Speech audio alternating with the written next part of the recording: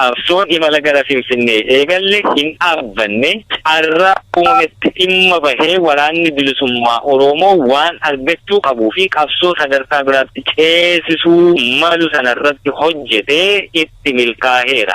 Har'a sa'aatiin ani sitti haasa'utti lolli naannoo Finfinnee meettaa roobii kaasee shukutee naannoo Amboo Finfinnee Jibaat Maccaa karaa ammayya walisoo waraanni bilisummaa Oromoo lolarra jira jechuudha. Waliigalteen TPLF waliin gootanii turtanii itti fufee jira moo erga isaan duubatti deebi'anii dhaabbatee jira? Waliigalteenii dhaabboleenii qabsoo karaa hidhannoo gaggeessanii taasisanii duuba DBU TPLF'n wal qabatee duubatti hin deebine akkuma jirutti jira. Waliigalteen waraanaa odeessaa bakkuma isaati jira. Wanti diigameeru hin jiru. Waraanni keessan iddoo qabatanii jiran tokko keessatti immoo yakki gaggeeffamaa jira.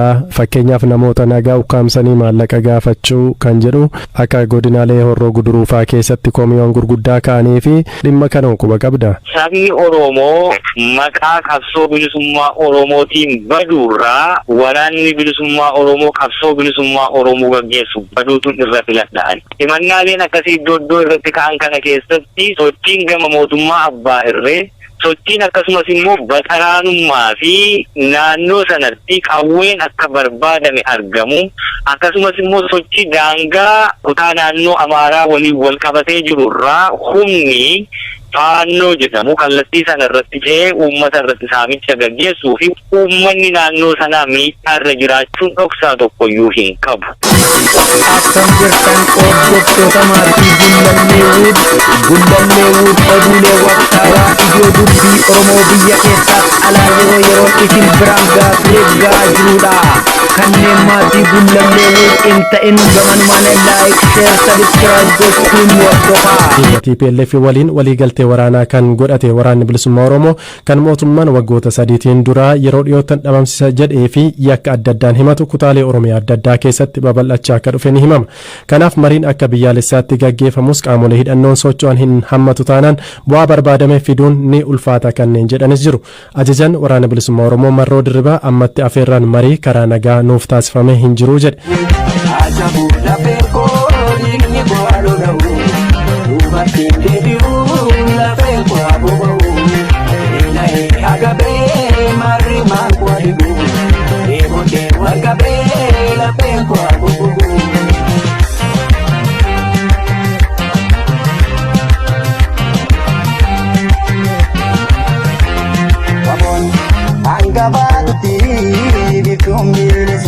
Turtiin waliin taasifne irratti waliigaltee TPLF waliin galan maalirra jira?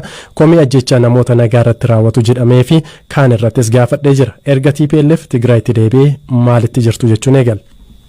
Qabsoon bilisummaa Oromoo warra TPLF irrattis hidhatee hin beeku isaanittis hidhatee galman gahu. Kanaan dura warra TPLF iyyuu dabalatee qabsoo irratti gaggeessaa turre qabsoo hangafaati. Ofii waa uume hojjechuutti jira. Waan uumametti immoo akka qabsaatti dhimma bahuus danda'eera. Qabsoon imala gara Finfinnee eegalle hin dhaabbanne har'a uumametti dhimma bahee waraanni bilisummaa Oromoo waan argachuu qabuu fi qabsoo sadarkaa biraatti ceesisuu malu sanarratti hojjetee itti milkaa'eera. Har'a sa'aatiin ani sitti haasa'utti lolli naannoo Finfinnee meettaa roobii kaasee shukutee naannoo Amboo Finfinnee Jibaat Maccaa karaa ammayya walisoo waraanni bilisummaa Oromoo lolarra jira jechuudha. Waliigalteen TPLF waliin gootanii turtanii itti fufee jira moo erga isaan duubatti deebi'anii dhaabbatee jira? Waliigalteenii dhaabboleenii qabsoo karaa hidhannoo gaggeessanii taasisanii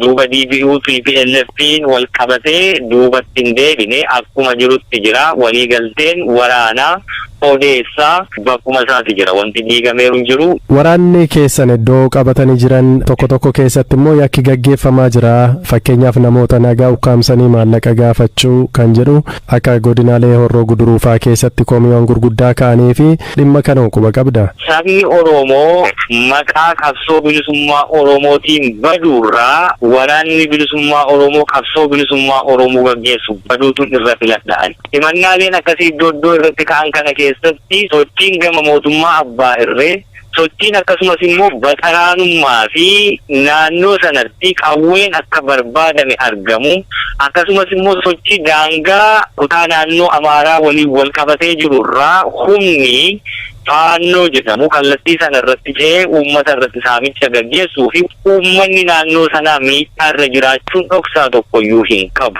Waraanni keenyi naamusa mataasaa danda'e gubbaa hanga boodaatti to'annaa qaba. Kana keessaa fedhii bu'aa akkasumas humnoota finxaaleeyyii gama kaabaarraa dhufanii fi akkasumas mootummaa abbaa irree naannoo adda addaatti gadhiisee deemurraa qawween bakkoota adda addaatti harka namoota hin mallee fi saamicha rakkoo adda addaa uummatarraan gahanii harka galuu kun hundumti wal qabatee uummati kun miidhaan irra ga'eera. Wanti diina jirruu fi kun ofii rakkoo qabayyuu yoo ta'e qabsoo nuti gaggeessinuufiyyuu hin jirtu. Haalli kun nu keessaas rakkootu jira yoo ta'e sirreessuuf dirqama itti qabna. Dirqama kana immoo yeroo dhiyootti uummata waliin taane nu keessa jira yoo ta'e eeruu uummati nuu kennutu jira yoo ta'e of keessaati qulqulleeffanna. Mootummaan Itoophiyaa marii biyyaalessaa gaggeessuuf qophiitti akka jiru ibsee jira. Dhaabni keessanis torbanoota darbe keessa ibsa baasee ture qabxilee muraasa ibsuutiin karaa nagaatiin akka xumuramuudhaatiif haasaan jiradhanii kanneen kaasan jiru. Dhimma kan akkamittiin jirtu mee? Lolli kan gaggeeffamu nagaa karaa nagaa argachuu dadhabne karaa lolaa deebifachuuf xumurri hundee lola kanaaf nagaa fida saba keenyaa fi nagaa waaraa jenneetu kan nuti lolatti jiru. Nagaa waaraan sabni keenyi barbaadu osoo hin wal loliini karuma nagaa taa'anii barcuma irratti dubbatan irratti wal ga'anii yoo dubbatanii furama ta'ee waraanni bilisummaa Oromoo kaleessas kanuma dubbataa har'a sanaaf qophii ejjennaa nagaaf qabu hin jijjiiru. Affeerraan karaa akkasiiti oofishaalii karaa nuu dhiyaate hin qabu. Nutis affeerraa akkasii keessatti oofishaalii nama kaa'annee kan hirmaataa jirru hin jiru. Yoo jiraatee fi yoo waamichi karaa nagaa nuu kataasifamu ta'ee fi international sanctioned bifa ta'ee fi observed bifa ta'eeni loogiin tokko osoo hin jiraatiin namni dhimma rakkoosaa saba bakka bu'ee fi kanaaf hin dhufe kanaaf hin lolaa jira hundumtuu bakka taajabdoonni taa'anii waan kana xumuruun danda'amutti yoo nu dhiyaate irraa hirmaachuu qophii. Silaa nagaan kan inni barbaachisu warra qawwee waliif fudhatee wal lolaa gidduu yoo dubbatame nagaan bu'a. Gama Ameerikaatiin rakkoon kun karaa nagaa akka furamu ni amanamaa. Gama TPLF wajjiniitiinis akka hiikamu hojjechaa turani. Tarii odeessa wal jijjiirtu TPLF waliitiin dhimma kanarratti wanti waliin dubbattanii beektan hin jiru? Mee ammatti namoonni waliin dubbanne jiraachuu malu kana si jedhutti hin danda'u ammatti waan dheedhii ta'e odeessa wal jijjiiruun odeessa akkamitti seenna akkamitti keessaa baanaan inni kun odeessa keessoo waraanaati. Namoota bakka buufanne dubbisan hin dubbisne ka jedhu dheedhiidha ammatti si himuu hin danda'u.